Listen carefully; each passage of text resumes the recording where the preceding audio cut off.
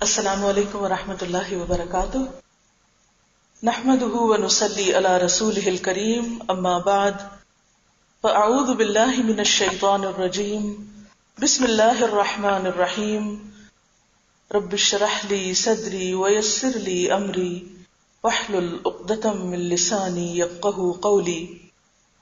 الحمد للہ الحمد للہ الحمد للہ کہ ہم ایک بار پھر اللہ کے پسندیدہ ترین اور حبیب ترین مبارک مہینے رمضان کے قریب آ پہنچے ہیں۔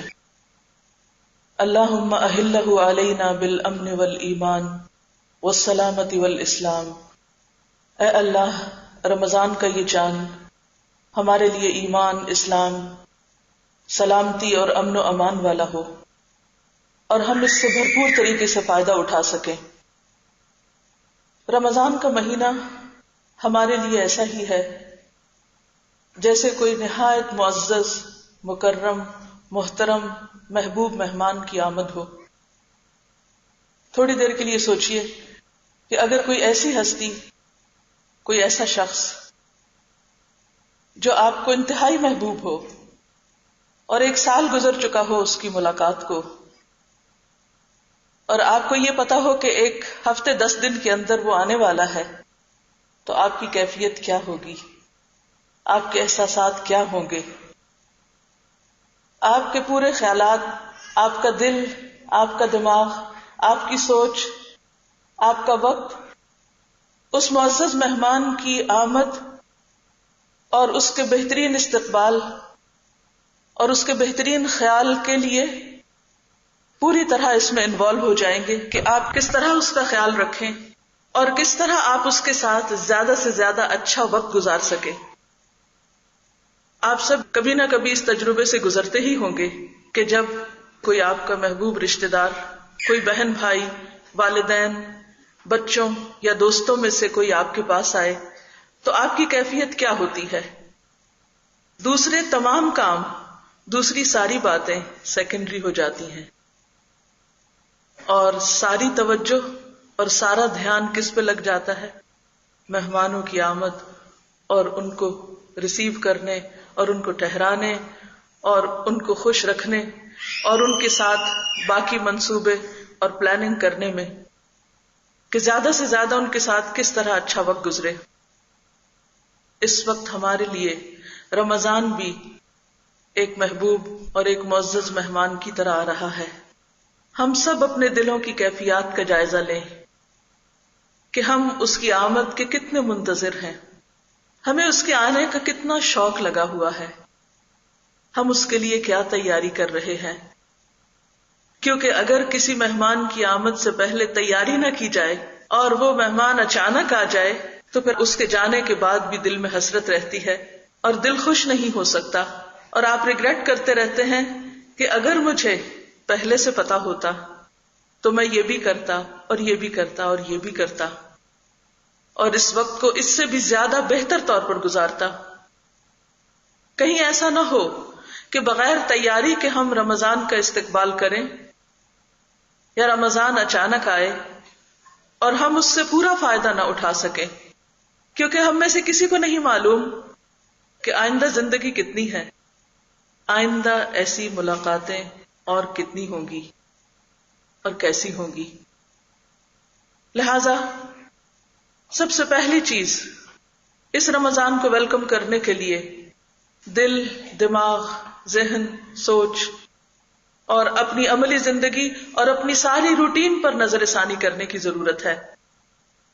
جیسے کسی مہمان کی آمد پر سارے گھر کی اور گھر والوں کی روٹین تبدیل ہو جاتی ہے، سونے جاگنے کے اوقات بدل جاتے ہیں، کام کاج کے اوقات بدل جاتے ہیں، اسی طرح اس مہمان کی آمد پر بھی آپ کی اپنی ذاتی، گھر والوں کی اور باقی ہر چیز کی روٹین بدلے گی اور بدلنی چاہیے، کیونکہ اگر رمضان کسی تبدیلی کا باعث نہیں تو گویا ہم نے کچھ بھی نہیں پایا۔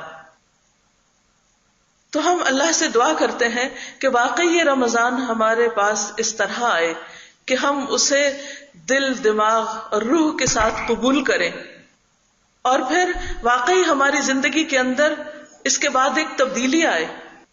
جب یہ رمضان جائے تو ہم ایک نئے انسان بن چکے ہوں اور ہمارے ایمان اور تقوی اور خشوع اور باقی کیفیات میں ایک بہترین تبدیلی آ چکی ہو. کیونکہ رمضان تو آ ہی اس لیے رہا ہے، وہ تو ہمیں کچھ دینے کے لیے آ رہا ہے، روحانی خوشی، ایمانی قوت اور تقوی میں اضافہ. اور اگر اس کی آمد پر ہم سب یہ نہ لے سکے تو پھر ہم نے کیا پایا؟ اگر ہماری زندگی رمضان سے پہلے بھی وہی اور رمضان میں بھی وہی اور رمضان کے بعد بھی وہی، تو گویا ہم نے پھر اس آنے والے مہمان کا حق ادا نہیں کیا.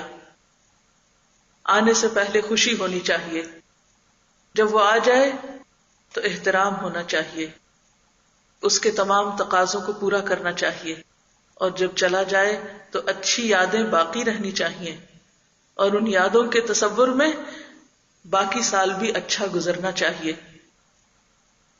سلف صالح اس امت کے نیک اور محترم لوگ تھے. وہ رمضان کی آمد میں خوشی سے آنسو بہاتے اور رمضان کے جانے پر غم سے آنسو بہاتے. کیا ہم سب کی آنکھوں میں بھی رمضان کا تصور کر کے خوشی کے آنسو ہیں؟ کہیں ایسا تو نہیں کہ ہم رمضان کے نام سے خوف کھا رہے ہوں، کوئی گھبراہٹ کا شکار ہو کہ اتنے گھنٹے تک بھوکا رہنا ہوگا، کھانے پینے سے پرہیز ہوگا، اوہ رات کی نماز بھی لمبی ہو جائے گی، اور پھر صبح بھی جلدی اٹھنا پڑے گا. یہ سوچ کسی مومن کی سوچ نہیں ہو سکتی، یہ تو بس شیطانی وسوسے ہو سکتے ہیں.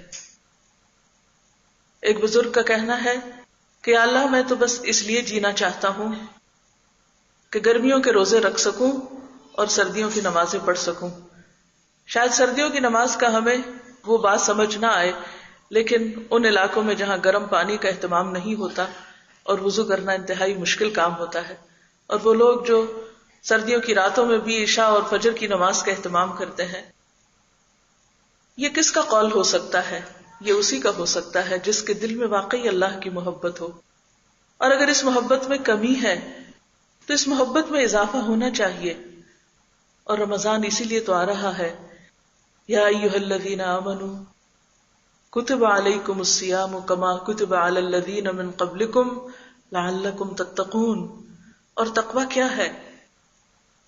دل کی وہ حالت جس میں واقعی اللہ کی محبت ہو اور اللہ کا خوف ہو.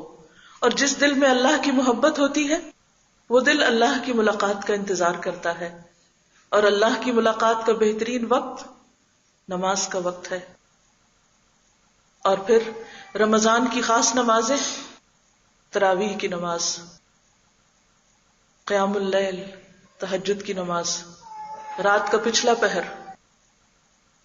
جس دل میں اللہ کی محبت ہوتی ہے وہ دل اللہ کے قرب کے لیے تڑپتا ہے، وہ دل لازماً اللہ کے قریب ہونا چاہتا ہے. اور جو دل اللہ کے قریب ہونا چاہتا ہے اسے یقینی طور پر نماز میں بھی لطف آنے لگتا ہے، اسے یقینی طور پر ذکر بھی مزہ دیتا ہے، پھر رات کے پچھلے پہر کی نماز بھی اچھی لگتی ہے، اور روزے کی کیفیت بھی بہت محبوب ہے. تو ہمیں دراصل اپنے دلوں کا جائزہ لینا ہے، ہمیں اپنے اعمال اور اپنے حالات کا جائزہ لینا ہے. نبی صلی اللہ علیہ وسلم پر جب رمضان آتا تو آپ صلی اللہ علیہ وسلم کے بارے میں آتا ہے کہ کان اجود الناس واجود ما یکون فی رمضان حین یلقاہ جبریل، کہ آپ سب سے زیادہ سخی تھے لوگوں میں سے، انسانوں میں سے سب سے زیادہ بڑے دل والے، کھلے دل والے، سب سے زیادہ دینے والے، سخاوت کرنے والے. لیکن آپ کی سخاوت اس وقت اور زیادہ بڑھ جاتی جب آپ رمضان میں جبریل سے ملاقات کرتے. تو جبریل علیہ السلام کی ملاقات آپ کی سخاوت اور دریا دلی میں اور زیادہ اضافہ کر دیتی. اور اس سخاوت کو تشبیہ دیا گیا اس تیز ہوا کے ساتھ کہ جو چلتی ہے تو ہر چیز میں داخل ہو جاتی ہے. گویا آپ کی نیکی اور تقوی اور خیر کا یہ عالم صرف آپ کی اپنی ذات تک محدود نہ تھا، بلکہ آگے بڑھ کر دوسرے لوگوں کے لیے بھی آپ بہترین مہربان انسان ہوتے اور ہر ایک کو آپ کی ذات سے فائدہ پہنچتا. تو گویا رمضان میں ایک طرف جہاں ہمیں اللہ کے قرب کی طرف بڑھنا ہے، اللہ کے قرب کی کوشش کرنا ہے، وہاں دوسری طرف بندوں کے بھی قریب ہونا ہے، بندوں کی بھی ضروریات کا خیال رکھنا ہے، صرف ان لوگوں کے لیے نہیں جو ہمارے جان پہچان کے ہیں، صرف وہ لوگ نہیں جو ہمارے رشتہ دار ہیں، ان کا تو ہم پر حق ہے ہی ہے، رشتہ داروں کا تو ہم پر حق ہے، صلہ رحمی تو ہمارے فرائض میں سے ہے، اور اگر نہ کی تو اس کی پوچھ ہے۔ لیکن رمضان میں نبی صلی اللہ علیہ وسلم کی سنت پر عمل کرتے ہوئے ان لوگوں کا بھی خیال کرنا ہے کہ جو مجبور ہیں، محتاج ہیں، ضرورت مند ہیں، بھوکے ہیں۔ اور روزے کی بھوک دراصل ہمیں یہی احساس دلانے تو آتی ہے کہ وہ لوگ جن کو ہر روز کھانا نصیب نہیں، جو بہت سی بیماریوں کا شکار ہیں، ایسے لوگ اور ایسے مجبور لوگ جن کی آواز بھی دوسروں تک نہیں پہنچتی، جن کی ضروریات بھی دوسروں تک نہیں پہنچتی، ان کی طرف بھی توجہ کرنا ہے۔ رمضان کے بارے میں یہ بھی آتا ہے کہ اس مہینے میں شیطان باندھ دیے جاتے ہیں۔ قرآن مجید سے ہمیں یہ پتہ چلتا ہے کہ شیطان دو طرح کے ہوتے ہیں، من الجنۃ والناس، جنوں میں سے بھی اور انسانوں میں سے بھی۔ جب تمام لوگ مل کر روزہ رکھتے ہیں، اکٹھے روزہ رکھتے ہیں، تو پھر بہت سے انسان جو عام دنوں میں شیطانی کردار ادا کرتے ہیں وہ بھی اپنے آپ کو باندھ لیتے ہیں۔ روزہ ان کو بھی باندھتا ہے۔ روزے کا معنی بھی کیا ہے؟ رک جانا، اپنے آپ کو روک لینا، سیلف کنٹرول۔ تو جب سب لوگ مل کر ایک معاشرے کے اندر، یعنی ایک گھرانے کے سارے افراد اور ایک سوسائٹی یا ایک علاقے میں رہنے والے تمام مسلمان اس سنت پر عمل کرتے ہیں، تو یقینی طور پر وہ اپنی ذاتی اصلاح کی طرف بھی توجہ دیتے ہیں، اور ذاتی اصلاح کا پہلا نقطہ دل کی اصلاح ہے، زبان کی اصلاح ہے، اعمال کی اصلاح ہے۔ تو رمضان پھر ایک بہترین موقع ہے، ایک بہترین مہینہ ہے کہ جس میں ہم اپنے نفس کے شیطان کو کنٹرول کر سکیں۔ اور اگر نیکیوں کے اس موسم بہار میں، جبکہ ہر طرف فضا ہموار ہے، جبکہ ہر طرف نیکی کے مواقع میسر ہیں، ایک ایک عبادت کا کئی گنا اجر اور ثواب بڑھا دیا گیا ہے، ایسے میں اگر کوئی شخص پھر اپنی اصلاح کے لیے کچھ کر نہ سکے اور پھر رمضان آئے اور ایسا ہی چلا جائے، نہ اس کی زبان بدلے، نہ اس کی نگاہ بدلے، نہ اس کے سننے کی دلچسپیوں میں تبدیلی آئے، اور نہ اس کے لین دین میں اور نہ اس کے معاملات میں، تو گویا اس نے رمضان سے کچھ بھی نہ پایا۔ نبی صلی اللہ علیہ وسلم نے فرمایا، کم من صائم لیس لہ من صیامہ الا الظمأ وکم من قائم لیس من قیامہ الا السحر۔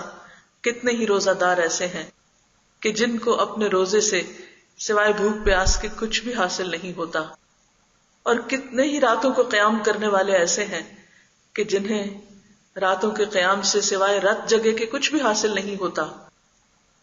اللہ نہ کرے کہ ہمارا شمار ان لوگوں میں ہو کہ جو رمضان کا پورا مہینہ پائیں اور پھر اس سے وہ فائدہ نہ اٹھا سکیں جس کے لیے وہ آیا ہے۔ رمضان صرف بھوک پیاس کاٹنے کا مہینہ نہیں ہے، صرف بھوکے رہنے کا نام روزہ نہیں ہوتا، بلکہ روزہ صبر سکھاتا ہے۔ اور جب ہم افطار کرتے ہیں اور طرح طرح کے لذیذ کھانوں سے اپنے آپ کو خوش کرتے ہیں تو وہ شکر کا موقع ہوتا ہے۔ جہاں صبر کرنا باعث اجر ہوتا ہے وہاں شکر کرنا بھی باعث اجر ہوتا ہے۔ حدیث میں آتا ہے کہ للصائم فرحتان، روزہ دار کے لیے دو خوشیاں ہوتی ہیں، ایک خوشی جو اس کو روزہ افطار کرنے کے وقت حاصل ہوتی ہے، اور ایک خوشی جو اسے اپنے رب کی ملاقات کے وقت حاصل ہوگی۔ تو گویا افطار ایک بہترین خوشی کا وقت ہے۔ کیوں؟ وہ خوشی اس لیے ہوتی ہے کہ سارا دن ہم ایک عبادت کی کیفیت میں ہوتے ہیں، کھانے پینے سے پرہیز کرتے ہیں، ہماری روح پروان چڑھتی ہے، اور جب ایک لمبے وقفے کے بعد کھانے کو کچھ ملتا ہے تو اس کھانے کی ہم قدر کرتے ہیں، اور وہ کھانا ہماری صرف جسم نہیں بلکہ روح کی خوشی کا سبب بھی بنتا ہے۔ ایسے میں انسان واقعی خوش ہوتا ہے، اور ایک پانی پینے کے بعد جو اسے سکون کی کیفیت حاصل ہوتی ہے، اس موقع کی مناسبت سے دعا بھی سکھائی گئی۔ کہ ذهب الظمأ وابتلت العروق وثبت الاجر انشاء اللہ. اس شکر گزاری کا خاص طور پر اظہار کرتا ہے بندہ مومن. آپ دیکھیے کہ اس دعا میں وہ کچھ بھی مانگ نہیں رہا، وہ صرف زبان سے شکر کے بول رہا ہے. اور وہ شکر کے بول کیا ہے؟ ذهب الظمأ، پیاس چلی گئی، وابتلت العروق، رگیں تر ہو گئیں، وثبت الاجر انشاء اللہ، اور اجر ثابت ہو گیا، واقع ہو گیا انشاءاللہ اگر اللہ نے چاہا. تو ایک بندہ مومن جب کھا پی بھی رہا ہوتا ہے تو اس کا دھیان اس کی آخرت کی طرف لگا رہتا ہے.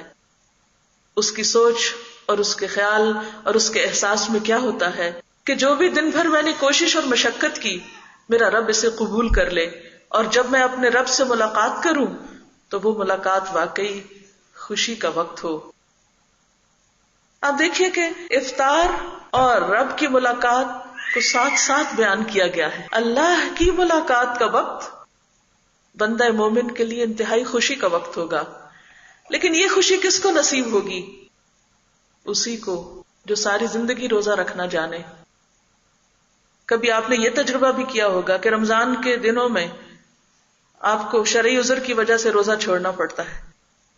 اس وقت آپ دن میں کچھ نہ کچھ، چاہے پراپر فوڈ نہ بھی لیں، تھوڑا بہت ہی ادھر ادھر سے کچھ لے لیتے ہیں، تو شام کے وقت کھانے کا سارا مزہ خراب ہو جاتا ہے. وہ مزہ جو روزہ داروں کے افطار کے وقت آتا ہے وہ آپ کو آ ہی نہیں سکتا. بھلے آپ نے پیٹ بھر کے نہ کھانا کھایا ہو، تھوڑا تھوڑا ادھر ادھر سے کچھ لے لیا ہو. بالکل اسی طرح اللہ کے پاس جا کر اللہ کی ملاقات کے وقت کس بندے کو خوشی ہو سکتی ہے؟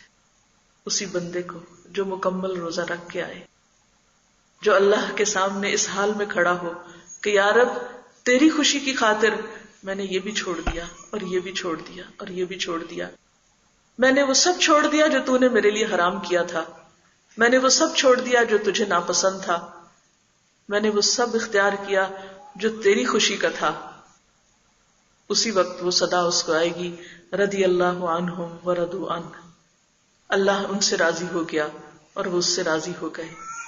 کیا یہ خوشی اس کو نصیب ہو سکتی ہے کہ جو اللہ سے ملے اور اللہ اس سے ناراض ہو، اللہ اس پر غضبناک ہو، جو اللہ کے حق مار کر دنیا سے جائے، جو بندوں کے حق مار کر دنیا سے جائے، جو بندوں کو ذلیل کر کے دنیا سے جائے، جو بندوں کو ستا کر دنیا سے جائے؟ کیا وہ بھی اس خوشی کا مستحق ہو سکتا ہے کہ وہ اپنے رب کے سامنے کھڑا ہو؟ کیا وہ ایک مجرم کی حیثیت میں کھڑا نہ ہوگا؟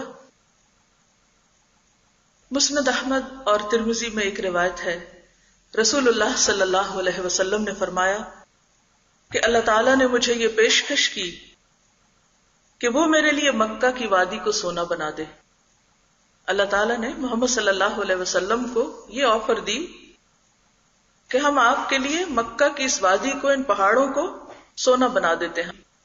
میں نے کہا نہیں اے میرے رب، بلکہ میں یہ چاہتا ہوں ایک دن پیٹ بھر کے کھاؤں اور ایک دن بھوکا رہوں. پس جب میں بھوکا رہوں تو میں تجھ سے تضرع کروں، یعنی میرے اندر کی جو پین ہے اور پینگ ہے، وہ کریو ہے بھوک کی، اور جو تضرع ہے اور جو عاجزی ہے، اس حالت میں میں تجھ کو پکاروں اور تجھ کو یاد کروں. اور جب میں شکم سیر ہوں تو میں تیری حمد کروں اور تیرا شکر ادا کروں. اللہ کے رسول صلی اللہ علیہ وسلم نے اپنے لیے دونوں کیفیات مانگی. ہم آپ کی امت سارا سال ہر ایک دن کے بعد ایک دن تو ایسی کیفیت سے نہیں گزرتے، لیکن سال کے 11 مہینوں کے بعد ایک مہینہ ہمیں اسی کیفیت کا تجربہ کرانے کے لیے آتا ہے کہ ہم بھوکے رہ کر، ہم ایک تکلیف اٹھا کر اپنے رب کو انتہائی عاجزی کی حالت میں اور گڑ گڑاتے ہوئے اور پوری طرح متوجہ ہوتے ہوئے اس کو پکاریں. کیونکہ جس وقت انسان پیٹ بھرا ہوتا ہے اس پر سستی چھا جاتی ہے، اور جب سستی آتی ہے تو پھر ساتھ ہی نیند بھی آنے لگتی ہے، اور نیند کے وقت انسان کی کیفیات بالکل بدل جاتی. وہ توجہ کرنا بھی چاہے تو پوری طرح توجہ نہیں کر سکتا، وہ گڑ گڑانا چاہے بھی تو گڑ گڑا نہیں سکتا، وہ رونا چاہے تو رونا مشکل سے آتا ہے. اس کی دعاؤں میں وہ عاجزی، وہ زاری اور وہ خلوص نہیں ہوتا. لہذا روزہ اور رمضان کا مہینہ خاص طور پر، جبکہ صرف ایک انسان اس تجربے سے نہیں گزر رہا ہوتا بلکہ پورے گھر والے، دوست احباب، رشتہ دار سب کے سب اس کیفیت سے گزر رہے ہوتے ہیں، اور ہر ایک دوسرے کو نیکی میں سپورٹ دے رہا ہوتا ہے، ایک ماحول قائم کر کے. کیونکہ کوئی بھی پودا اپنے ماحول کے اندر، اپنی خاص زمین پر، خاص علاقے میں زیادہ بہتر طور پر طاقتور ہوتا ہے اور بہتر پھل لاتا ہے اور زیادہ خوبصورت طور پر اگتا ہے. تو بالکل اسی طرح رمضان کے مہینے میں جب ہم بہت سارے دوسرے لوگوں کے ساتھ مل کر، متحد ہو کر اس کیفیت سے گزرتے ہیں تو ہماری دعاؤں میں اور ہماری کیفیات میں یقینی طور پر فرق آتا ہے. نبی صلی اللہ علیہ وسلم نے اس تجربے کو اپنے لیے مانگا. ہم اپنے آپ کو رکھ کر دیکھیں کہ اگر ہمارے سامنے اتنی بڑی پیشکش ہو، اتنی بڑی آفر ہو، تو ہماری تمنا اور طلب کیا ہوگی. جسے ایک حدیث میں نبی صلی اللہ علیہ وسلم نے فرمایا کہ ابن آدم کے لیے اگر سونے کی ایک وادی بنا دی جائے تو وہ دوسری کی طلب کرے گا، اور دو ہوں تو تیسری کی کرے گا، کیونکہ اس کی تو حرص کہیں ختم ہو کے ہی نہیں رہتی. لیکن بات یہ ہے کہ انسان کو اللہ کا قرب اختیار کرنے کے لیے بہرحال اپنی مادی ضروریات اور دنیا سے کسی نہ کسی حد تک رخ موڑنا پڑتا ہے، کنارہ کشی کرنی پڑتی ہے، اور اس میں خاص طور پر اپنی ذات کے ساتھ ایسا تجربہ کرنا اور ایسا ایکسپیرینس کرنا، یہ انسان کے لیے تزکیہ نفس اور اسی طرح دل کی قوت کا ذریعہ بنتا ہے. رمضان کا مہینہ خاص طور پر اللہ کے ذکر کا مہینہ ہے، دعاؤں کا مہینہ ہے، اور اس میں خصوصیت کے ساتھ دعائیں قبول ہوتی ہیں. لہٰذا اس رمضان کے لیے اگر آپ کچھ پلاننگ کریں تو اس میں ایک پلاننگ ضرور شامل کریں، اور پلاننگ آپ کی 30 دنوں کی ہو، ہر روز کی الگ ہو.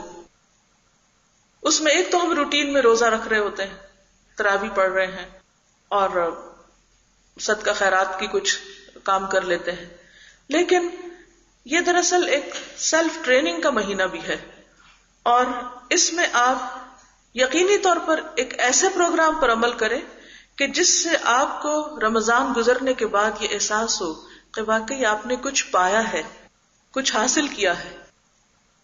اس کو ایسا ہی تجربہ سمجھے کہ جیسے حج پہ جانے والے حج کے لیے ایک ذہنی تیاری کرتے ہیں، عملی تیاری کرتے ہیں، اور پھر جب وہاں جاتے ہیں اور واپس لوٹتے ہیں تو خاص کیفیت میں ہوتے ہیں. حج کے لیے تو ہم جاتے ہیں لیکن رمضان ہمارے پاس آ رہا ہے، لہٰذا اس آمد کو بہترین طور سے اس کا فائدہ اٹھانے کے لیے بہترین پلاننگ کیجیے، اور اس پلاننگ میں خصوصاً دعاؤں کے حوالے سے اگر ہو سکے تو ہر روز ایک دعا یاد کرنے کا پروگرام بنائیں. اور اس کا طریقہ کیا ہو سکتا ہے کہ جیسے قرآنی اور مسنون دعاؤں کی کتاب ہے جس میں قرآنی دعائیں بھی ہو سکتی ہیں، اور نبی صلی اللہ علیہ وسلم نے جو دعائیں مانگی، کیونکہ آپ کی مانگی دعائیں اور ان کے بہترین الفاظ جو ہیں ہم وہ نہیں مانگ سکتے، اور ہمیں اتنا پتہ بھی نہیں کہ ہم اپنے لیے مانگیں تو کیا مانگیں. تو اگر آپ کیلنڈر کے ساتھ مارک کر کے ہر روز کی ایک دعا، اور ہر ایک کو اپنا خود پتہ ہے کہ میری حیثیت کیا ہے، میں ایک لائن کی دعا یاد کر سکتی ہوں، 2 لائن کی کر سکتی ہوں، ایک بڑی کر سکتی ہوں یا چھوٹی کر سکتی ہوں، تو 30 دنوں کی ڈیٹس ڈال لیں، اور ہر روز ہر نماز کے بعد اس دعا کو کم از کم 3 دفعہ پڑھیں. باقی بھی مانگیں لیکن اس ایک خاص دعا کو کم از کم 3 دفعہ پڑھیں. اگر 5 نمازوں کے بعد 3 دفعہ بھی آپ نے اس دعا کو پڑھا تو 15 دفعہ وہ دعا ہو جائے گی. تو انشاءاللہ ایک دعا اگر آپ دن میں 15 بار مانگیں گے، 15 بار پڑھیں گے تو وہ آپ کو زبانی بھی یاد ہو جائے گی. پھر اگلے دن اس کو شامل کرتے ہوئے ایک اور کا اضافہ کر لیں. اور اگر آپ سمجھتے ہیں الحمدللہ کہ آپ کو وہ سب دعائیں زبانی یاد ہے تو پھر اس صورت میں قرآن پاک کا کچھ حصہ حفظ کرنے کا اپنے ذمہ لے لیں کہ روزانہ کچھ نہ کچھ حصہ قرآن پاک کا زبانی یاد کرنے کی کوشش کریں. اور یہ جو ہم کہتے ہیں نا کہ ہمیں یاد نہیں ہوتا، وہ یاد ہو سکتا ہے. سب سے پہلے تو اس خیال کو دل سے نکالنے کی ضرورت ہے کہ یاد ہوتا نہیں یا ہو نہیں سکتا. بات یہ ہے کہ ہم نے کوشش بھی کتنی کی ہے. ہم کوشش بھی تو نہیں کرتے. شیطان پہلے ہی مرحلے پر یہ خوف ہمیں دلا کر اور یہ احساس دلا کر کہ ہم کچھ کر نہیں سکتے، یہ ہمارے بس کی بات نہیں، اور اپنے آپ کو ہم انڈر ایسٹیمیٹ کرتے ہیں اور پھر چھوڑ دیتے ہیں. ایسی مثالیں بھی ملتی ہیں. جیسے پچھلے دنوں کسی نے ایک مضمون مجھے بھیجا کہ جس میں ایک خاتون نے 80 سال کی عمر میں قرآن حفظ کیا. کئی سال اس کو لگے، اور خاص طور پر جب اس کے بچے بڑے ہو گئے اور اس کے پاس وقت زیادہ تھا تو بجائے اس کے ادھر ادھر وقت ضائع کرنے کے اس نے قرآن یاد کرنا شروع کر دیا اور اس کو یاد ہو گیا.